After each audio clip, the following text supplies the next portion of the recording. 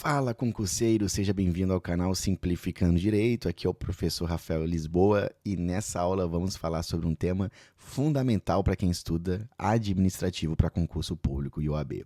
Estou falando dos atos administrativos. Então pega papel, caneta, café e nós vamos estudar conceito, requisitos, atributos, classificação e espécies desses atos. Então, não esqueça o seu like e a sua inscrição no canal, beleza? Vamos começar. Bom, gente, para começar, a gente precisa entender o que é um ato administrativo. E, basicamente, um ato administrativo é uma declaração unilateral de vontade da administração pública que pode ser realizada por qualquer dos poderes no exercício da função administrativa ou por delegatários. Esses atos estão sujeitos ao regime jurídico de direito público e produzem efeitos jurídicos imediatos, além de serem passíveis de controle pelo Poder Judiciário. Agora vamos entrar num tema que é muito explorado em provas. Estou falando dos elementos ou dos requisitos dos atos administrativos. Os requisitos ou elementos de formação dos atos administrativos são essenciais para sua validade. Podemos resumir esses requisitos em 5 principais: competência, finalidade, forma, motivo e o objeto. Nós vamos detalhar cada um e para você memorizar os elementos, pense no mnemônico COFIFOMOB, que vai te ajudar bastante a não esquecer. Quando a gente fala em competência, estamos falando de uma referência ao poder legal conferido ao agente público para praticar o ato administrativo. A finalidade, por sua vez, diz respeito ao fato de que o ato deve ser direcionado ao interesse público, interesse da coletividade. A forma fala sobre o modo de exteriorização do ato, que é geralmente prescrita em lei. O motivo diz respeito à situação de fato e de direito que leva à prática do ato, e o objeto é o efeito jurídico imediato produzido pelo ato administrativo. Agora nós vamos falar sobre os atributos dos atos administrativos, mas antes vou pedir para você se inscrever no canal e também clicar no link da descrição para conhecer os meus mapas mentais penais. São mapas feitos para você aprender tanto a parte geral quanto a parte especial do direito penal. Mapas feitos por mim com conteúdo completo de direito penal. Então vamos lá. Os atributos dos atos administrativos.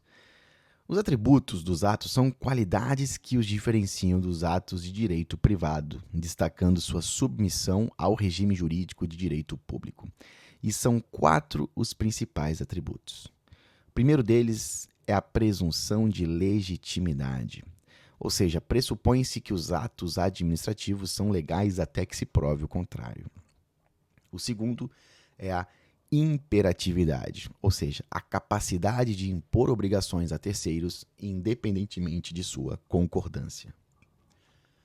Depois temos a autoexecutoriedade, que permite a execução direta do ato pela administração, sem necessidade de ordem judicial.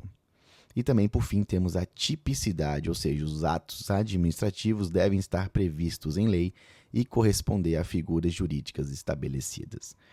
Não confunda, é muito importante você não confundir imperatividade com autoexecutoriedade. As provas geralmente confundem os candidatos. Eu repito, imperatividade é a capacidade de impor obrigações a terceiros, independentemente de sua concordância, e já a autoexecutoriedade, o próprio nome já ajuda um pouco. É aquilo que é autoexecutável, ou seja, permite-se a execução direta do ato pela administração pública sem necessidade de ordem judicial. É muito comum a gente ver isso, por exemplo, nos guinchos, né? A administração pública pode simplesmente guinchar um carro que está estacionado errado sem haver ordem judicial para tanto. Classificação dos atos administrativos. Vamos lá. Os atos administrativos podem ser classificados de várias formas, dependendo do critério adotado. E alguns dos critérios mais comuns são: primeiro, quanto à liberdade de ação, podem ser vinculados e discricionários. Vinculados são aqueles que não há margem de discricionariedade para o agente. Discricionários, por sua vez, há uma margem de discricionariedade conforme a lei, né? Então, de acordo com a oportunidade e a conveniência. O segundo é quanto à formação da vontade administrativa. E podem ser simples, complexos e compostos. Os simples resultam da manifestação de vontade de um único ordem. Complexos exigem a manifestação de vontade de mais de um órgão. E o composto é o ato principal acompanhado de um ato acessório.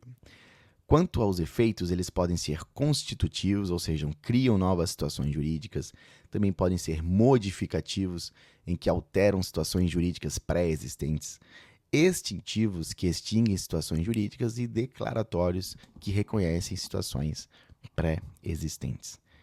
E agora nós vamos falar sobre as espécies de atos administrativos, que podem também ser divididas em várias categorias. Então deixa agora o seu like nesse vídeo, se não deixou, e se inscreva no canal.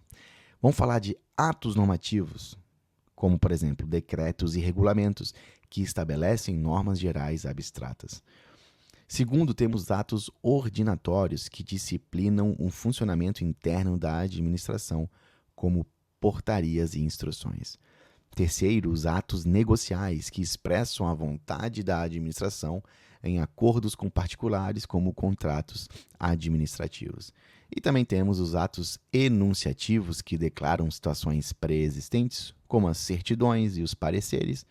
E, por fim, atos punitivos, que impõem sanções, como multas e advertências. Hoje aprendemos sobre os atos administrativos, seus conceitos, requisitos, atributos, classificações e espécies. Espero que esse conteúdo tenha sido útil para você. Não se esqueça de conhecer os mapas mentais penais, que é um recurso valioso para os seus estudos. Bem-vindo, seja muito bem-vindo ao canal, se inscreva se ainda não é inscrito e até o próximo vídeo.